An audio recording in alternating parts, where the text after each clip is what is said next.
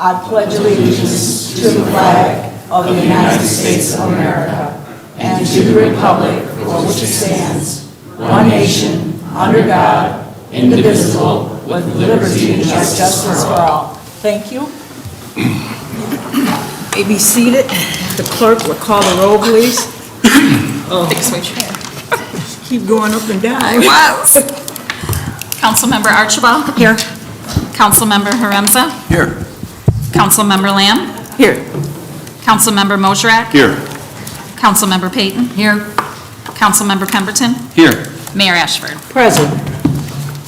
Council members, you have before you the regular city council meeting of March the 23rd. Is there a motion? So moved. Support. Moved by Mayor Pro Tem Archibald and supported by Councilmember Mosherak. Is there any discussion?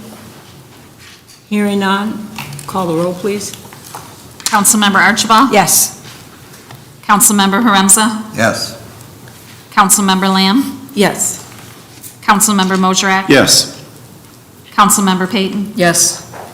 Councilmember Pemberton? Yes. Mayor Ashford? Yes. Next item. Proclamation recognizing the month of April as Child Abuse Prevention Month. Okay. And if Sherry would join me at the podium, please.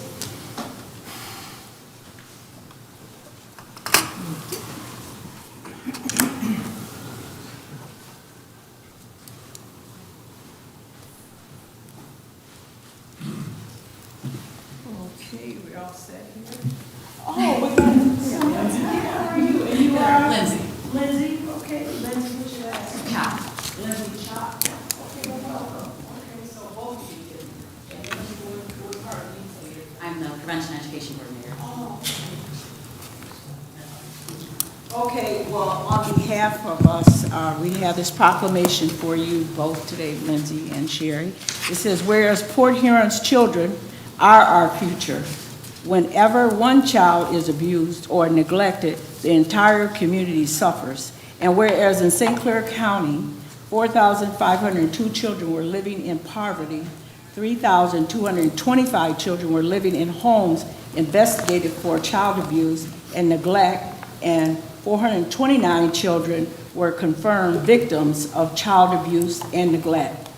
And when I read this, you can't help but to think all of this that we got is we got a big job with our kids that we did.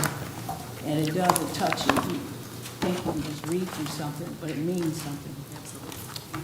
So whereas child abuse is one of our nation's most serious public health problems, and studies have well documented the link between abuse and neglect and a wide range of medical, emotional, and behavioral disorder, including depression, alcoholism, drug abuse, and juvenile delinquency. And whereas unemployment, poverty, parental drugs and alcohol abuse, stress, and social isolation increase the risk for an environment in which child maltreatment can occur. And whereas promoting optimum family functioning, resiliency, adequate social support systems, and knowledge of parenting child development all are known protective factors which prevent child maltreatment and help strengthen families. And whereas this month and each month hereafter, this city and county, under the leadership of the St. Clair County Child Abuse Neglect Council, pledges the strength of our entire community to prevent child abuse and neglect and not to stand by in silence. Now, therefore, I, Anita R. Ashford, by the authority vested in me as mayor of the city of Port Huron, and on behalf of council members Archibald, Horenza, Lamb, Mosherak, Payton, and Pemberton, do hereby proclaim April 2026 to be Child Abuse Prevention Month. And in the city of Port Huron, child abuse prevention is an acknowledged community responsibility, and it is our duty to cherish our children and help them grow and develop to their fullest potential. In witness whereof, I do hereby set my hand and cause the corporate seal of the City of Port Huron to be affixed this 13th day of April 2026. Can we just give him a warm round of support?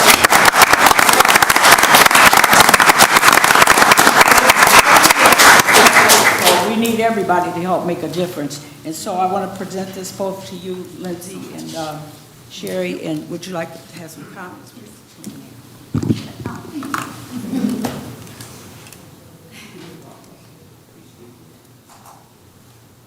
Mayor Ashford, City Council members, City Manager, when I'm sitting up there, Sherry Archibald, I'm the Executive Director for the St. Clair County Child Abuse and Neglect Council. Our work is tough, it's never happy. I mean, there are moments, but we hear a lot of really heavy things. I often come up here and talk to you about all of the child abuse and the things that are going on in this community, but tonight I want to introduce to you Lindsay Chop. She is our Prevention Education Coordinator. She provides prevention education in every elementary, middle, and high school throughout St. Clair County, and she is going to address you tonight and talk a little bit about prevention education. Great, thank you so much, everybody, Mayor, and for the City Council for providing this wonderful recognition and opportunity to remember that, again, not only this month, but every month of the year, that our children are our most precious assets in our community. And I have the privilege, as Sherry said, to get to go to all of the schools in our county, from elementary to high school, talk to them about how to stay safe, talk to them about body empowerment, who are safe adults, being aware of, what to do in an unsafe situation. And oftentimes I'm mentioning that it is always an adult's job to keep you safe.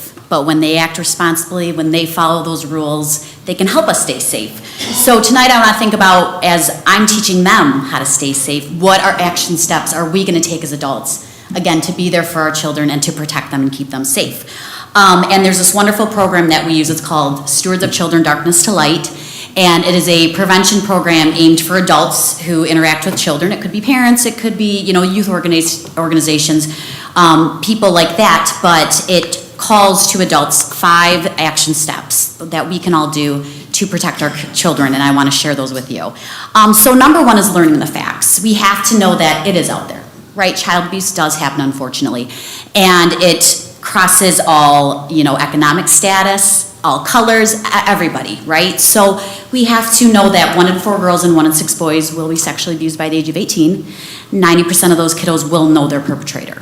Okay, and when we talk about the other types of abuse, as high as 80% is perpetrated by someone in the home. So what are we going to do to protect our kids? And we have to realize that this is a real thing that's happening, right? And also that not only is sexual abuse, can it happen with adults, but as high as 30% of sexual abuse is actually child on child. So, right, we need to be talking to our children about safe and unsafe touches and what isn't appropriate. And I'll get into that a little bit more in a moment. Action step number 2 is minimizing the risk. Again, what as adults can we do to limit the risks that these kids may have or the access that these perpetrators may have to our children?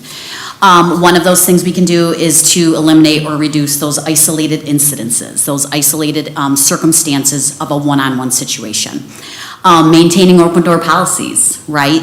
Whether it's play dates with kids, whether it is at youth organizations, but anybody at any time should be able to pop in, ask what's going on, see what's happening, right?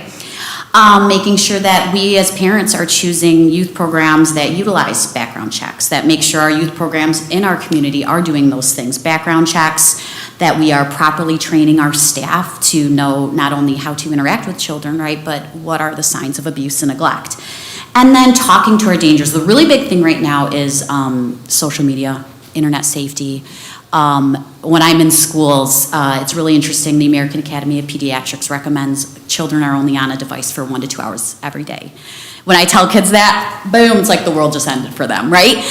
Because they're just used to that lifestyle. But we as adults have to, stop that. We have to be those good role models and really limit that, right? And if we are going to allow our children to have those things, we have to be actively monitoring it, right? Whether that's taking that away at 8 p.m. at night, we're checking their phones, we're sitting down and playing with the game with them to see how they're interacting, and again, talking to them about the dangers of, going online and things of that nature.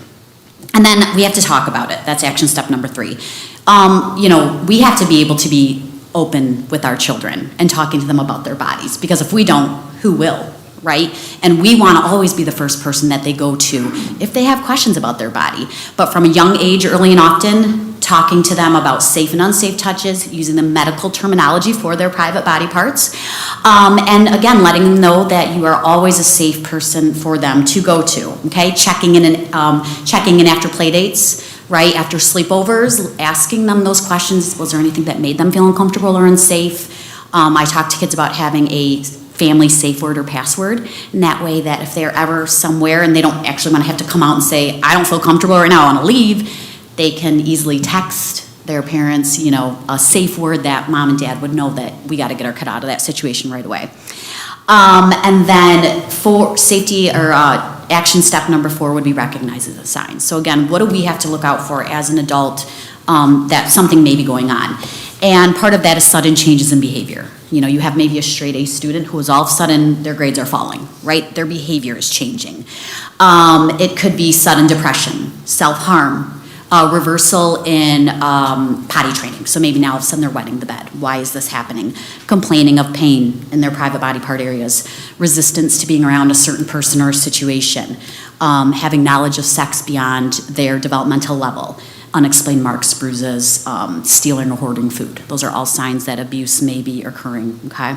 And then lastly, action step number 5 is reacting responsibly, right? You might be that first and only person that child went to, and your reaction means everything, right? So always telling our children we will always believe them, we love them, we will keep them safe, right? And that if they come to us, we are going to react in a very calm manner, right? And report that abuse to authorities, whether that's calling 911 right away or you are calling the DHS hotline, CPS hotline. But really comforting that child and letting them know they did the right thing and they're never going to get in trouble for telling the truth, right? And for looking for that help. And then lastly, you know, sometimes people say, well, why didn't they disclose sooner? Why did it take so long? There's many reasons why. It doesn't mean that kid was making it up. It doesn't mean they were lying. It could mean things like maybe that perpetrator was finally out of the house and they felt safe. Maybe they had been threatened this whole time. Maybe they blame themselves for abuse, often because that's what the perpetrator is telling them. Maybe they have been told from a young age it was a game, a form of love, right? So all of these things can happen. And as the mayor so eloquently spoke of how it damages that child later on if they never have that chance to tell. So we want to make sure that we are there for our children. We're doing our best to keep them safe, using these action steps if possible. And just remembering that, like I already said, they are that light and they're going to be our future. And we want them to have a bright one, right? So I wanted to leave you guys all with a pinwheel, and if you have driven by our center at 1107 Military Street, you might see some pinwheels out there. And the pinwheel, is a form or is a symbol of the whimsical childhood that all kids should have, right? So I want you to have these, take them home, plant them, think of how we can keep our kids safe every day, pass them along, but it's a great conversation starter and a remembrance that we are here to protect them and keep them safe, okay? Thank you guys so much.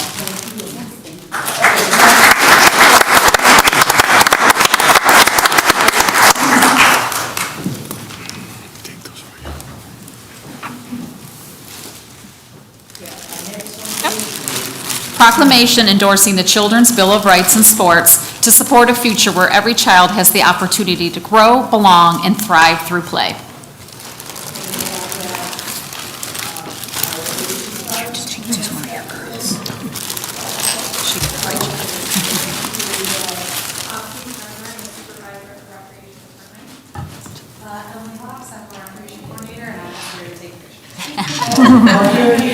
I'm here. Okay, this is City of Fort Huron, Michigan, and this is a certificate of recognition, which you so graciously deserve. It goes on beyond these pages. We know that, right? Well, we know that, right? Yes. Okay. Whereas the City of Fort Huron believes that every child deserves the opportunity to experience the joy, connection, and lifelong benefits of sports and play. And whereas the Children's Bill of Rights in Sports developed by the Aspen Institute through its Project Play initiative is a national call to action encouraging communities to put the needs of well-being of children first in the design and delivery of sports and play opportunities. And whereas the Children's Bill of Rights in Sports promotes youth-centered practices, safe and inclusion environments, developmental appropriate programming, and the elevation of youth voice in shaping how programs are offered. And whereas the City of Port Huron is proud to support these principles through its Parks and Recreation Department in its ongoing commitment to accessible, equitable, and high-quality recreational opportunities for all children. And whereas in 2024, Port Huron Parks and Recreation received a national recognition at the Project Play Summit in Boston for the 16th Street Park renovation in its leadership in advancing free play and inclusive community spaces. And whereas the City of Port Huron continues to play a leadership role as part of the Project Play partnership team, working to build a regional commitment across Southeast Michigan to align policies, partnership, and programming with the principles of the Children's Bill of Rights in Sports. And whereas endorsing the Children's Bill of Rights in Sports demonstrate the city's commitment to ensuring that all children, regardless of background or ability, have access to safe, supportive, and enriching opportunities to play, grow, and thrive.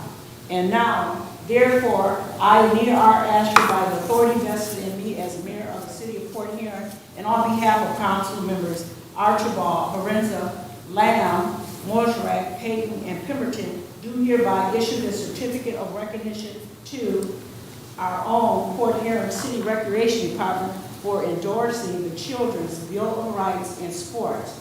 In witness whereof, I do hereby set my hand and cause the corporate seal of the City of Port Huron to be affixed the 13th day of April 2026. Let's give our recreation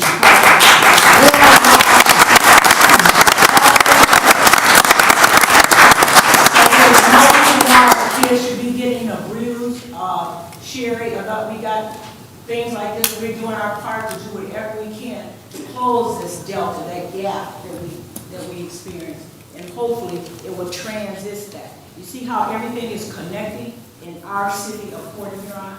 We're doing what we can, and that's what Sherry was asking, to do all that she can. And I'm not stealing your thunder because you're so much a help to making sure that this don't happen to our kids and things like that. So we just got to keep them busy and let them know that we are loved and they're cared about.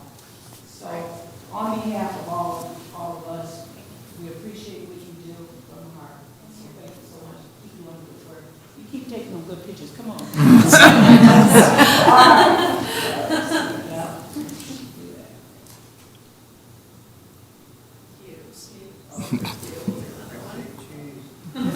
Thank you. God bless you.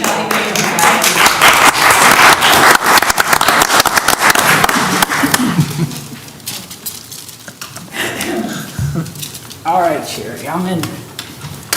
Okay. So those are our presentations. Now we are, next item. To hear comments on the proposed 2026 annual action plan. It is open. Is there anyone in the audience that wish to address this city council in regards to our action plan? All right, and this is normal for us to do this, to open this up so we can hear your voices to make sure that we're on the right track. So is there anybody in the audience this evening to wish to speak to this? Okay. No, this is our action plan. Oh, okay. That's okay. Thank you. Okay. So hearing and seeing none, I will now close that out, and we will move on to item number public comment. Okay. So this is the time for public comment, and it's open to city residents or city businesses owners who signed up by and the clerk will call your names. And just remember, speakers may address the city council on any agenda item or any matter under the city's jurisdictions. Speakers are allotted 1 4-minute opportunity to make their comments. You may now, she will call the first speaker. Aaron? Aaron Kreiner, 109 Taylor Street. First thing, I'd like to encourage anybody that wants a tree, call the city, forestry department. You can get up to 2 trees. There's still some available. My next item is the regards with the gate, the canal gate. I'm going to keep saying it. I'm against the gate. I realize that the bid that we forecasted bid come in cheaper than what was originally thought. And I agree that it should be a user-based fee to pay for that. But I don't see where we're going to get the money to even pay for the annual bond. There maybe 400 people that might use that in a year. And if you pay $100, $200, that's only 40 to 80 grand. If 400 separate people use that, I kind of find it hard to believe that that many people use that. It's only made for small boats that can get down there. It's not every boat. We've got a lot of registered boat owners, but not all of them use that canal, by no means. Maybe a suggestion, instead of putting a gate there, how about we put up a seawall so that some of the sand doesn't come down the canal, it's blocked off. Because no matter what, even with the gate, you still had to dredge the mouth of that thing every year just to be able to get through it. Well, what if we, because it's part of the island loop for the kayaks, it is a national loop. If we could put up a seawall, shore up the north shore, because where it collapsed, maybe put a portage there for the kayaks to go around, and that would fill in a beach. Eventually, that would fill in the beach and connect with the beach, instead of paying all that money for a gate. And for something that's used by a very small amount of people, it seems like a lot of money spent. And even if Fort Gratiot and the township puts into it, it's still, the math isn't mathing, and I don't think that we're gonna get the funding just to even pay for the bonds. Now, I agree it should be user-based, but I think it could be better used. I think more people would use it as a kayak route. There's a kayak launch straight across from the canal. When that gate's open, it's hard to paddle a kayak down there. To be honest with you, I've done it a few times, and it takes everything you got to paddle it. If there's a seawall and there's no flow coming in there, it won't fill in. It'll just stay water. You could still use it for a kayak. I think more people would actually use it, to be honest with you, instead of just a small amount of boaters that go down there. Now, I get it. It's a shortcut to get out and anchor out in front of the beach and all that. I said, but it's a relatively small number of people. So just another idea. You know, we could seawall it, put a portage, you can carry a canoe, kayak around it. Be a lot cheaper, I'm sure of that. And we could shore up the north shore where that washed in, because last week it reversed flow and everything was going out and washing everything away. So it's just an idea that I had. So with that, again, if you want a tree, call up the city. They got 2 trees for you. We're trying to fill up the city with trees.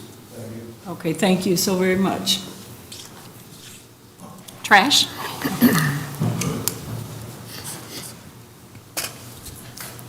I know you missed me. I know it. Trash a clown. I'm going to talk about irony today. I'm a clown. I love some good irony. But a few months ago, it was decided amongst y'all to separate non-residents and residents as far as addressing you at these meetings. The only reason I get to speak is because I'm trying to open a business in the city. A lot of people showed up and spoke against it. And it wasn't just non-residents. It was, I would say, probably mostly residents came in here and spoke to you against it. Those who spoke against it were called clowns for speaking against it. I think it was meant as an insult, but look at me, it's a compliment. So you voted to separate and make a distinction between residents and non-residents, and then fast forward to now. Now you're going to the townships and asking for money. That is ironic. Not the good, funny kind, but just the obtuse, what? It's sort of like saying, hey, I don't care what you think, which one of you actually kind of said that. I don't care what you think, and you'll speak when I tell you to speak. Can I have some money? It's ridiculous. I'm the clown, but I don't know. You guys are looking it's kind of a circus a little bit. Part of your job sitting up there in the seats is to recognize that while you're sitting here today at this moment, your decisions, your reactions, what you say, what you do affect the city going forward. When I came up and talked about the rule change before it happened, I spoke about how Port Huron is unique in the fact that Port Huron is kind of the hub for the area. You know, what affects Port Huron affects all the townships, which apparently you agree because you're going to the townships and asking for money. So you can't have shared responsibility and unity within the community, which isn't just Port Huron but the surrounding townships. You don't get those things just when it's convenient for you. It's not fair. It's not fair to the people that voted you into these seats. It's not fair for the people that live in the townships. It's kind of absurd and ridiculous that you even have the nerve to go to the townships and ask for money after making a rule change like that. Because that rule change didn't just speak about what you think here in the city council meetings. There's something deeper beneath it. Nothing really sparked it. It's not crazy here. You don't even have music here before the meetings. That's all. Get some music. At least some music up in here. But you got to start thinking about how your positions actually affect. It's not just yays or nays. That's not your job. Your job is to serve your community.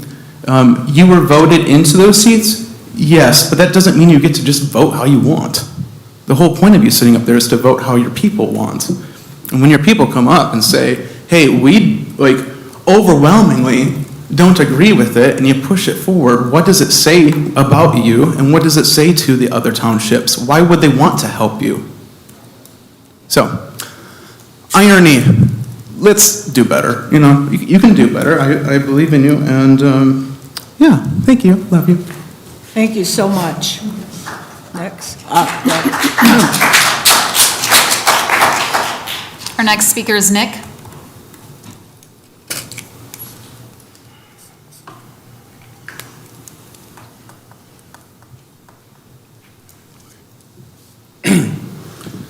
Hello, everyone. My name is Nick, and I am still homeless, living in a motorhome with my dog.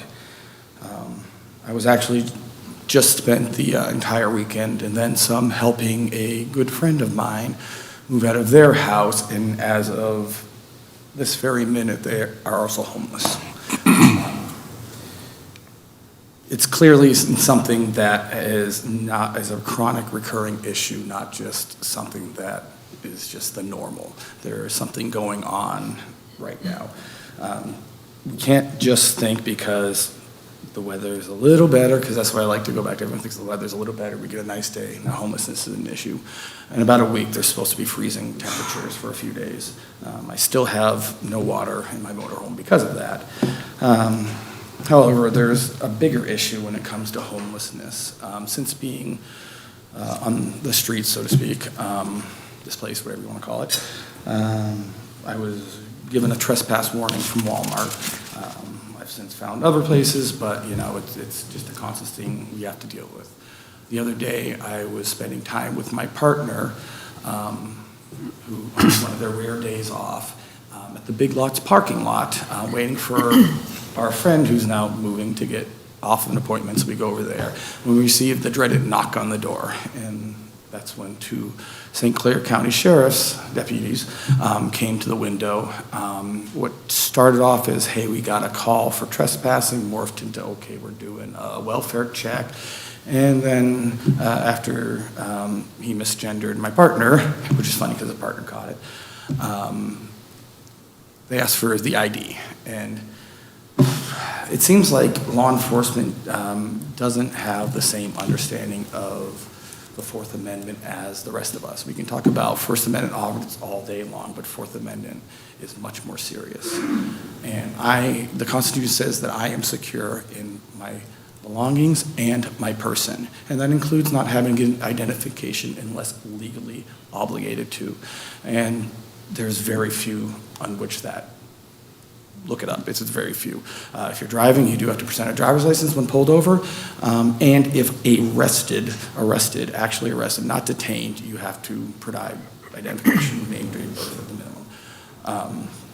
minimum. The problem is when you refuse this, it's now you have something to hide. You have a warrant. I do not have any warrants, nor have I ever had any warrants. But at this point, I'm just going to refuse to identify myself unless legally required to, just out of principle, because things are,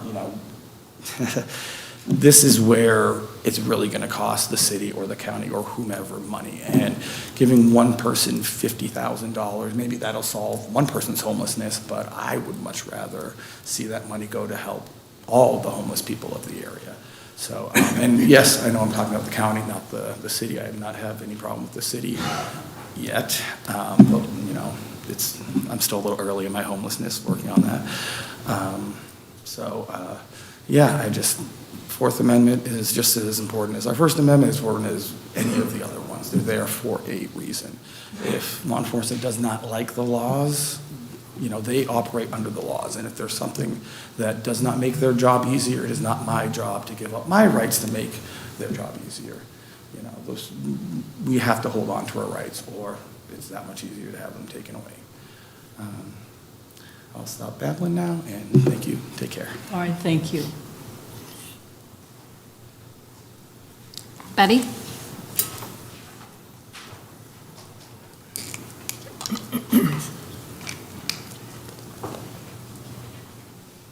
Good evening, Mayor, City Council, Mr. Freed. I missed the last meeting because of this, how you have to sign in. I got to the parking lot up there 10 after 6, so I said, might as well just go home and I'll watch it from home. Great video you made for the city of Port Huron for tourism. It was great. It would have been nice to see everybody involved in that. That would have been nice, but you did a great job. The canal and all that stuff there. We keep pushing it off. This has been going on for quite some time. And I know it's a costly venture. And I know, as everybody knows here, every year things go up. The cost of materials, labor, everything. I don't know, James, if you have these grants, all set to go. And it's kind of sad that we have to ask the other townships after we tell them you have to wait till after the meeting to speak. I don't know what the big issue is with that. I don't know why we can't just, if you don't want them to speak first, then they should come right after the city residents, not to the end of the meeting, and then speak. Have them come right after we speak. Issue solved. Then it doesn't make all this animosity against each other. As I was coming into the building tonight, I was approached by 2 young kids asking me to sign a recall petition. And I said, why is it only 2? And they said, well, they're the ones that were beyond this with the separation. And I said, well, no, that's not true. There was 4. So why aren't you recalling 4? If you're going after 2, you might as well go after the other 2. Make it fair. They said, well, we've never been asked that. And I said, well, you're young and you live in the city of Port Huron. I said, you need to get involved because guess what? These young people are our future. They are our future. We're all getting older, and these young people are our future. So they need to start getting involved. You know, and it's sad that we have to do this. And like I said, we can put this off this year, lose the grants if we've lost them. I don't know if we will lose them or whatever. But then next year, this is going to be an issue again. And everybody's going to want this again. And then the costs are going to go up. You try to get savings, which is a great thing. But next year, guess what? If we don't do this, you might not be able to get savings. And the cost will be higher. You know, and I'm not a boater myself. We used to own boats, me and my husband both. But we don't do that now. But I think it would be a great thing for all the city of Port Huron to do that because it could bring in more people. We need more people in the city of Port Huron. We need tourism. We need more things. I seen that the Wrigley Center is they posted that they're going to do a carnival this year. That's awesome. That is awesome. We need stuff like that to bring people to the city of Port Huron. So really, think about things before you guys really vote on them. That's all I have to say. Thank you very much. And Kim? Good evening, everyone. My name is Kim Bika, 39114 Military. I'm here to address the committee in regards to how you guys have cleaned up the community related to whippets that the mayor and I have spoken about many times, and I must commend her on her ability to get it out of the city. She actually left the NAACP party last year, the thing, to go to a facility to see that they were still selling them.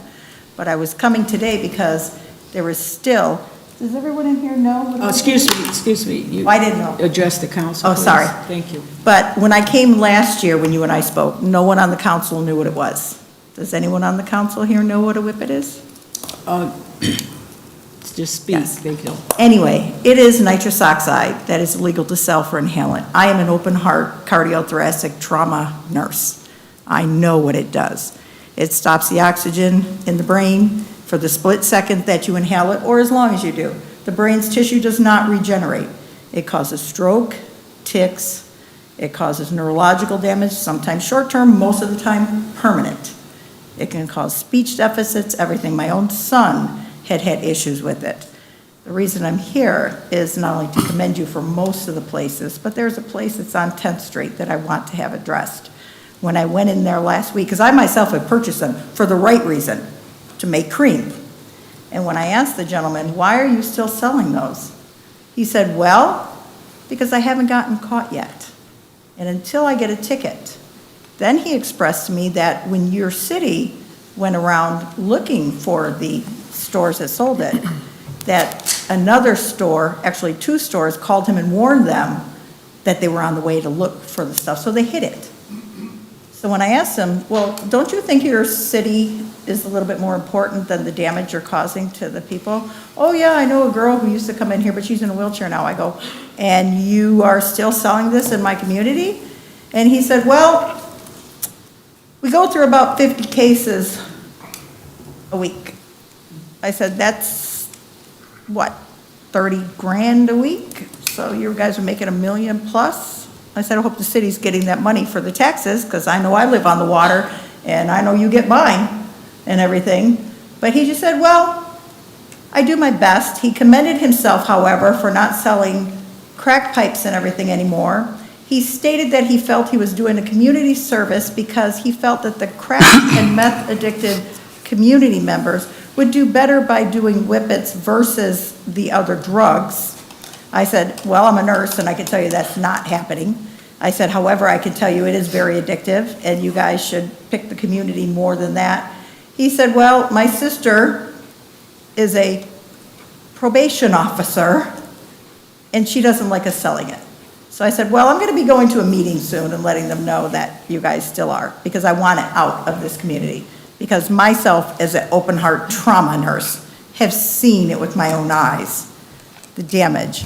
I have friends in the ER that the people can't come in, they can't breathe, they have to be ventilated, they have to put on oxygen, permanent neurological damage, strokes, young kids. And the other comment he made to me was the fact that, and this is the part that got me, it is illegal, literally by the DEA, it is listed as a state law, that you cannot sell this because if it's in the purpose of inhalant, and if you have a concern or if you have a suspicion it will be inhaled. He said to me, well, most of the people who buy it do it because they're on probation and it doesn't get tested, which is true because it's very expensive to test for nitrous oxide. And I said, but you're still going to sell it. Your time is up. I Thank you so appreciate it, much Ms. for your Ashford. comments. And the committee. Thank you so much. And that was our last speaker, and we will continue with our agenda, please. It's the city manager's report and comment. Madam Mayor and Council, that's me. I just want to, real quick, I actually met the signature collectors tonight myself, and the irony that two young kids who had no idea what they were collecting signatures don't even live in the city. They live in Marysville. They drove up here because they were asked to be here. So I think the public should be aware of outside influences who do not live here. City manager. I'm allowed to speak about whatever I want. I have it on the agenda here. Okay. I met with the township supervisors. As you all know, I've been communicating with you the last couple of weeks about our ongoing group with the canal. Irony is, I spoke with our township supervisors on a rule change, and they agreed that if we had that problem in our township, we'd be doing the same thing, because they do not have dozens and dozens of people who do not live in the township showing up at their meetings to take over their meetings, and so they're very understanding of why we did it, and actually told me, a couple of them, that if we had that same problem, we would adopt the rule change in the townships as well. So I do appreciate the township supervisors and the township boards being good partners. There are, in St. Clair County, 13,971 registered watercraft with the state of Michigan. In Fort Gratiot, in Port Huron, and in Port Huron Township, there are 2,532 registered watercraft. Just think about that, 2,500 watercraft. The crazy thing is that there is almost more watercraft registered in Fort Gratiot than there is in the city of Port Huron and Port Huron Township combined. Most of those watercraft, and a good chunk of those watercraft, are actually docked at our marinas and our dry dock. So a lot of Fort Gratiot residents may live in Fort Gratiot, but they come to Desmond Marine, they go to the Jim Atchison Marina, and use their boats all summer long. The canal has been closed now going on 3 years. I do not own a boat. I have to pay for kids and stuff like that, so when I get more money, I'll get a boat. Although I don't own a boat, I see the economic impact that that canal has had on so many small businesses and entrepreneurs along the Black River. We may not own a boat, but I tell you, when 5 more people kayak to a restaurant downtown, that waitress appreciates the business and the tip. When people come from out of town to do the National Island Loop, the first blue water trail in the country with the first recognized National Island Loop in the country. I talk to the small business owners up and down the Black River Canal who see a decrease in their businesses. They see it affecting their employees. I may not own a boat, but this affects hundreds and hundreds and hundreds of our residents. It's also not a city issue. There are some issues that are regional issues. The Black River Canal is a regional issue. It is why Representative Joe Pavlov has literally knocked on every door in Lansing and turned over every rock. He has not been successful in getting us state funding, but it's not for a lack of effort. Representative is one man in Lansing, and he's done everything he can. Lisa McClain, Congresswoman Lisa McClain, has put us in her congressional request for funding this year for the canal. If we were to get that award, it would require about a 25% match, which is about a $2 million grant. It would also require us to rebid the canal bid under prevailing wage and other federal guidelines, which we anticipate would add somewhere between 20 and 30% onto the cost. Plus, you have another year of inflation costs. Steel goes up, fuel goes up, every year costs go up. I have no confidence that the United States Congress is going to pass a budget. They struggle to pass a budget any year. We're lucky if we get a continuing resolution. Additionally, we're in a midterm election year, and Democrats and Republicans have a tendency to kind of be self-destructive in election years. So if all went well and Congress somehow passed a budget and we were in that budget, it would not get our funding until another year. And then it would require another year of construction. So it'd be another 2 years without the canal and those economic impacts on our community. Not just for the city of Port Huron, but for Port Huron Township and Fort Gratiot. There's also the environmental impact. If you talk to residents who live up and down the Black River, there is clearly a difference in water quality in the Black River. It's undeniable. So there's the environmental impact and there's the economic impact. Although you may not own a boat, it does affect our community as a whole. There's a lot of issues that we may not personally involved with as a community as a whole. We have to look at it. I have developed, after speaking with the townships and meeting with their residents and their business owners, I got a lot of positive feedback. When I go meet with people, I'm not looking for a yes, it's about having a dialogue.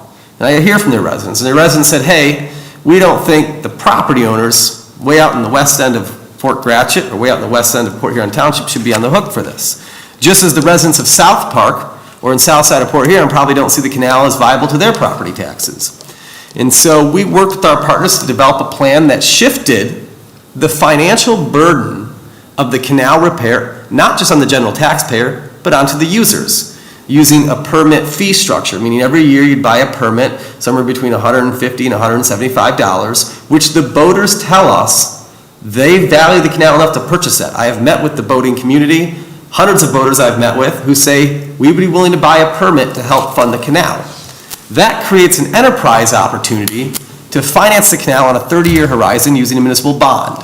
That bond right now would still establish it at about $4.7 million, but I think it behooves us all to drive that borrowing cost down to the lowest possible, to about $3.7 million. So I've told the townships that if they jump on board, I will personally raise about $1 million from donors, businesses, and philanthropy throughout the region. I can tell the community tonight, I'm well on my way to that $1 million. I am confident that I will raise $1 million within 30 days. I have met with the Port Huron Township Supervisor and the Fort Gratiot Township Supervisor about the new plan. I met with them today actually on numerous issues. They are very open to the idea. And so this is not a handout. It's essentially saying we'll provide you a revenue stream. Each township would sell their own permits. That money would go to recoup their cost of the bond payment. And should they sell above and beyond that, they would send that to us to help reduce our burden of the bond payment. I believe that there's a high probability Fort Gratiot and Port Huron Township will be made whole. I do not believe I will sell enough permits in the city of Port Huron to cover all of our debt burden. There will be about $100,000 to $120,000 a year we will absorb into our $37 million a year annual operating budget.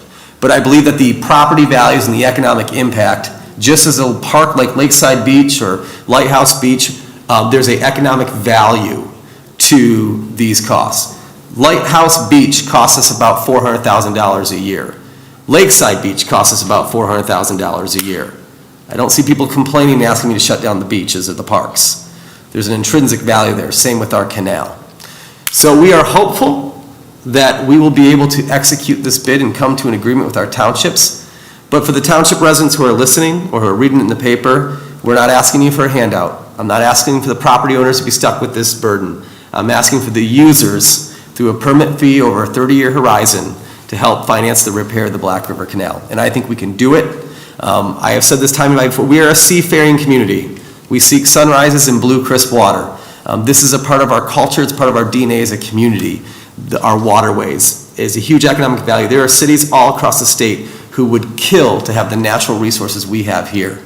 And I believe I've put forth a plan that can make this happen, that is fair and equitable, and it factors in the concerns of the residents, not just of Port Huron.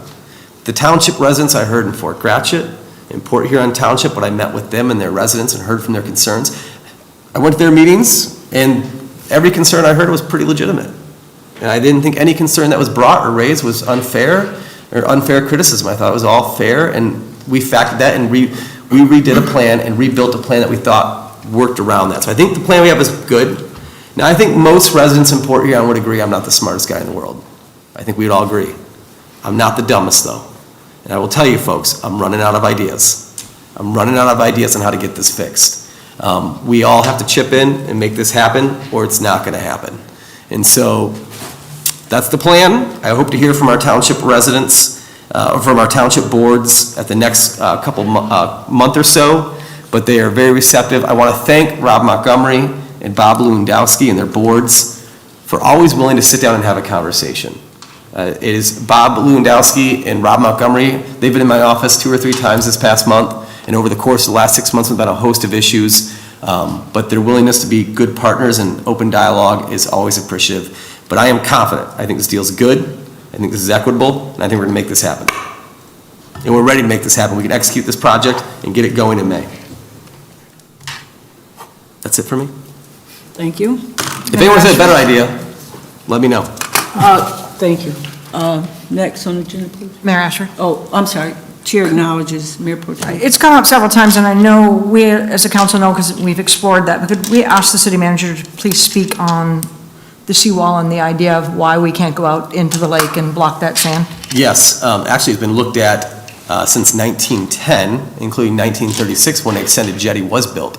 If you want to come into City Hall, onto the third floor, I have a photo from about 1929 and then in 1940, in which the seawall, there was actually about a 200-foot seawall jetty built out, and it filled in with sand. It's now just extended lakeshore.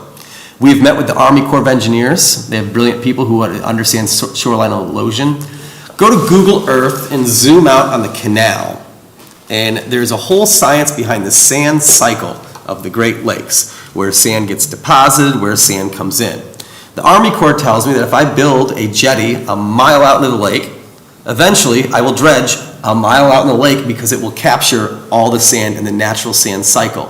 It is why every couple of years Lexington has to dredge their harbor. It's why almost every single year the Coast Guard has to dredge their harbor, because it's the placement of the canal and the natural sand cycle of the Great Lakes Basin. And if you really want to get into a deep, deep rabbit hole on Google, start reading up on the natural sand cycle of the Great Lakes. It's fascinating.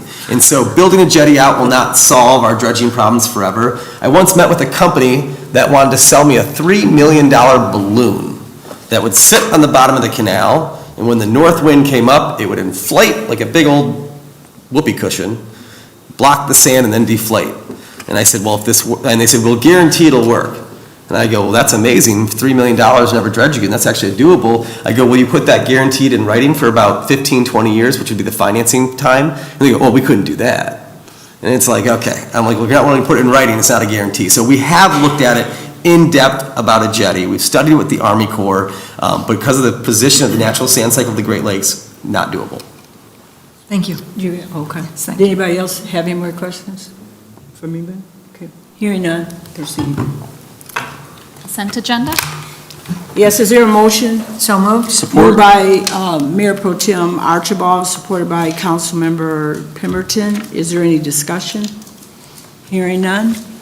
Roll call, please. Councilmember Haremza? Yes. Councilmember Lamb? Yes. Councilmember Mosrak? Yes. Councilmember Payton? Yes. Councilmember Pemberton? Yes. Councilmember Archibald? Yes. Mayor Ashford? Yes. We have, under communications and petitions, we have one,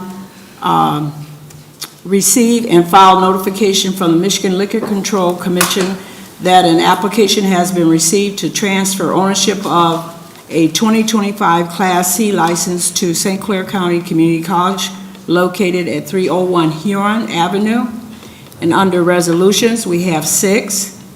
Resolution number 3, authorizing the levy of the operating tax rate for the Blue Water Area Transportation Commission as authorized by the voters on May 7, 2024 for the fiscal year beginning July 1st, 2026.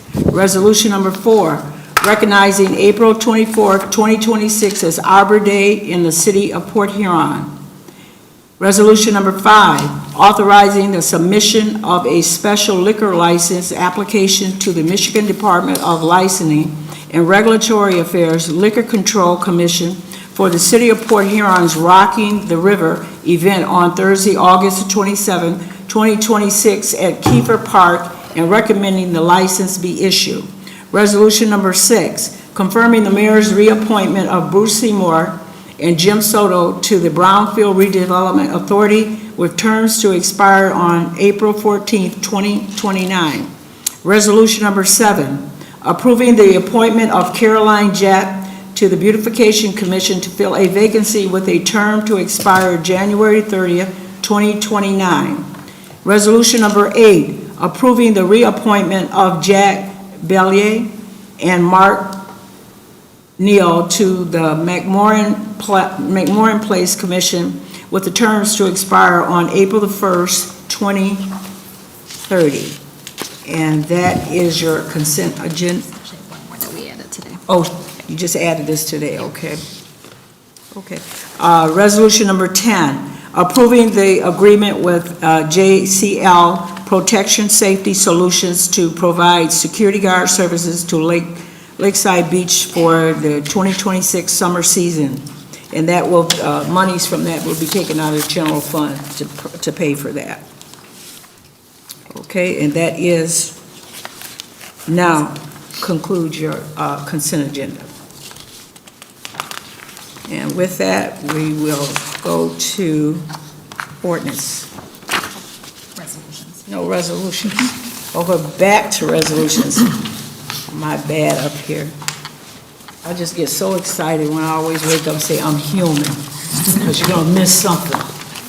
Okay, so resolutions 1, 2, and 9. Number 1, resolution number 1, authorizing 18 payments. Is there a motion? So moved. Is it, Support. It's been motioned by Mayor Pro Tem Archibald and supported by Councilmember Lamb. Any discussion? Hearing no discussions, roll call, please. Councilmember Lamb? Yes. Councilmember Mosrak? Yes. Councilmember Peyton? Yes. Councilmember Pemberton? Yes. Councilmember Archibald? Yes. Councilmember Haremza? Yes. Mayor Ashford? Yes. Resolution number 2. Authorizing a multi-year agreement with Professional Services Industries Incorporated for professional construction material testing and inspection services. Is there a motion? So moved? Moved by Councilmember Mosrak and second by Support. Councilmember Lamb. Any discussion? Hearing none? Roll call. Sorry. Roll call, please. Councilmember Mosrak? Yes. Councilmember Peyton? Yes. Councilmember Pemberton? Yes. Councilmember Archibald? Yes. Councilmember Haremza? Yes. Councilmember Lamb? Yes. Mayor Ashford? Yes. Resolution number 9. Approving an adjustment to boat launch fees. Is there a motion? So moved? Moved by Councilmember Support. Pemberton and supported by Mayor Pro Tem Archibald. Is there any discussion?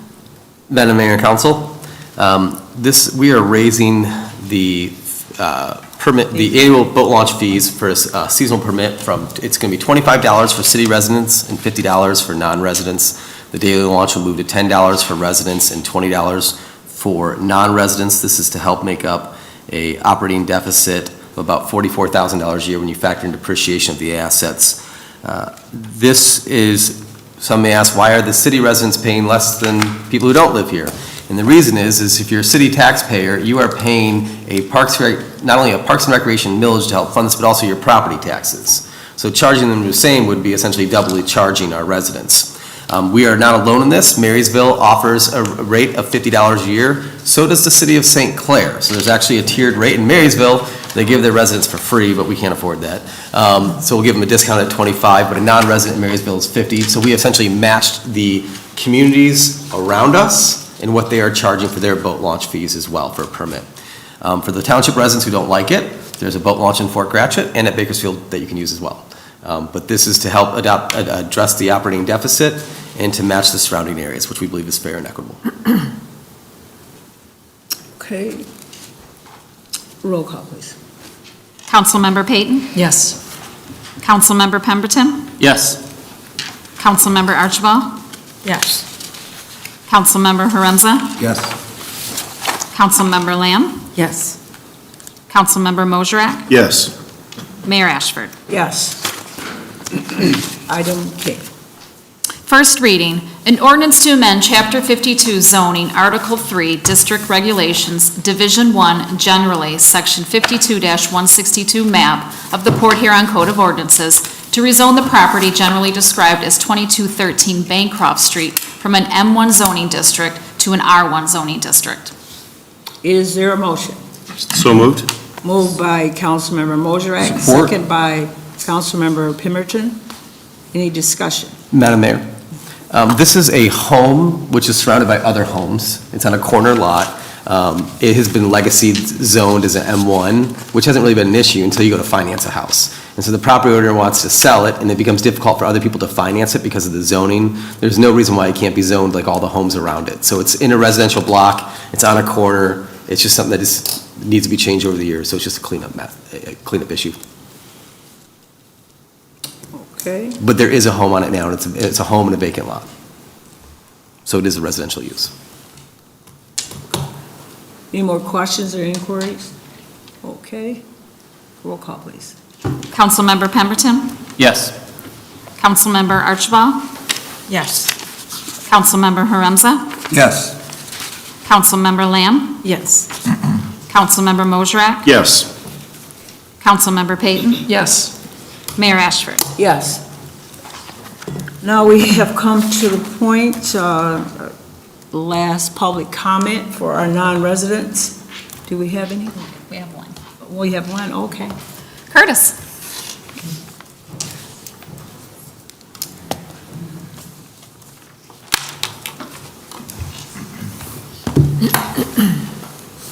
Good evening, Curtis Carl, Port Huron Township, non-resident taxpayer, work in the city of Port Huron, give you guys 0.5% of my wages. And I gotta ask about the pickleball courts, when can we get those nets up? My daughter's trying to play those courts, today'd have been a beautiful day to play on your pickleball courts, and she couldn't play. So, I don't know, at least one of the courts didn't have their nets up, not sure if any of them do, but let's get them up as soon as possible. And being able to speak at the end isn't a bad thing because I can listen to everything that's being said. And if you say you went to our township and you had a presentation or you went to the township meetings, then you'd have been there last week on the 6th, James. You didn't go. You canceled. How disappointing. Maybe you'll go back, I don't know. But we were all waiting to have you give a presentation at our township meeting. It didn't happen. So don't lie to us. Sit up there and tell the truth. And don't think that I'm not going to call Bob and ask him about your comments saying that about public comment. Can't wait to hear if that's true or not. If it's true, great. But I don't believe it. I don't know. Trash clown hit it. You can sit up there and you can be the last one to speak after we all speak, or they speak. It's just shameful that you go up there and you toot your horn and say it with confidence. And I'm listening to all these things and I'm picking out different things and it sounds like a few lies here and there. Choose your words wisely. You said that you were going to pull that cofferdam out when we get a 150-year type flood condition. Apparently, a week or so ago, that wasn't a 150-year type flood condition, so he's going to tell you that it wasn't. When Mother Nature has the power to go over your cofferdam, you failed. You were supposed to pull it out, you didn't. You took the crane away. There was no way for you to get it out. You had to get that thing out of there. You knew the rain was coming. Now you got a big crater, and then you sent out damage control on Monday. Brett or somebody from the city put out a really nice video saying everything's great, we just got to backfill it a little bit more. $1,000 on a coffer gate to keep sand from coming in that probably would have never made it to the canal or to the Tainer Gate. May or may not have. But Mother Nature would have took that sand right the hell on out of here now, wouldn't have? Because the canal's flowing again. Not much, but it's flowing through your crater or whatever it is. And if I was the property owner on the north side, I'd be very concerned about your mismanagement of this Tainer Gate Canal, the whole fiasco. That crater that's pretty close to their property. You lost half your road. But you're going to put a break wall in there and you're going to backfill. You got plenty of sand there to do that. Totally mismanaged. Like you said, you're not the smartest guy, but you're not the dumbest guy either. But you need to get some smart people to help you make some of these good decisions. Quit hiring contractors that you got to sue. Just failures. Do better. All right. Thank you, Mr. Carl. Next, anybody have anything to say? No. Wait, just wait a minute. Just like we had a request out here. Do you have any updates on the Dunn property? Anything with that scenario? Not much has changed. Not us. Okay, so they're still on their side. We are on ours. Yep, no update at all. No movement at all. Nope. Okay. We just wanted to make sure. Yep. Madam Mayor, just real quick, I was never scheduled to speak at Port Huron Township on the 6th of April. For the last several months, I have been a well-planned trip. As most of you all know, I was out of the state. Bob Lewandowski was out of the state as well in the month of April, and Bob said we'll get together in May when the bids are back in, so I was never scheduled to Port Huron Township. It wasn't a lie. I don't know why someone would believe I was supposed to be scheduled to speak at Port Huron Township. I spoke at Fort Gratiot, and my plan was to speak at the first part of May in Port Huron Township when the bids came back in. I have the forensic and digital messages with the township supervisor that'll back that up, the beautiful of metadata. Additionally, the coffer dam worked as designed. Our engineers tell us that the canal, that coffer dam was not there, and the undercurrent of all that water would have probably wiped out the entire north end of the erosion. So that canal worked as planned. The level was set in conjunction with the FEMA floodplain levels in the state of Michigan and Eagle. Why did we set that coffer dam at that height? Because that would allow the water to flow over it during spring rain seasons. It worked as designed. And it was not a 100-year flood. Anyone who's been here for more than any season would know that we get that reverse flow every single season. It was predicted. Everything that happened was predicted and planned for. Additionally, don't use the term "we." You don't pay taxes here. The citizens of Port Huron paid for that canal. Hold it. So citizens of Port Huron paid for that. Just a bit, okay. Yeah, citizens of Port Huron paid for that. Okay, just hold it, okay. All right, get some calm here, okay. I would note, Madam Mayor, as well, just as a note, the rules for public comment are not the same as rules for general comments at the We'll end. talk about that offline. Okay. Oh, okay. We'll So talk it's about that rules. offline. Okay. Madam Mayor, I do have an announcement. if we Oh, get okay, the you have an announcement. announcement? Okay, we'll take that. All right. I guess back to the part, just as we're a month away, May 16th, we will do the Black River cleanup that the boat club sponsors, that's in the township, but both township, city, everybody from around the area definitely comes in.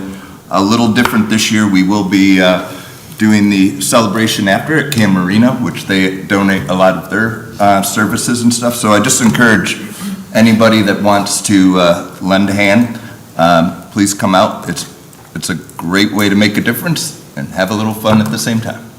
You gonna wait for me this time? I will wait for you. Okay. All right, we got you. We played tag last Awesome. year. Any more announcements from anyone? Madam Mayor, if I may? Yes.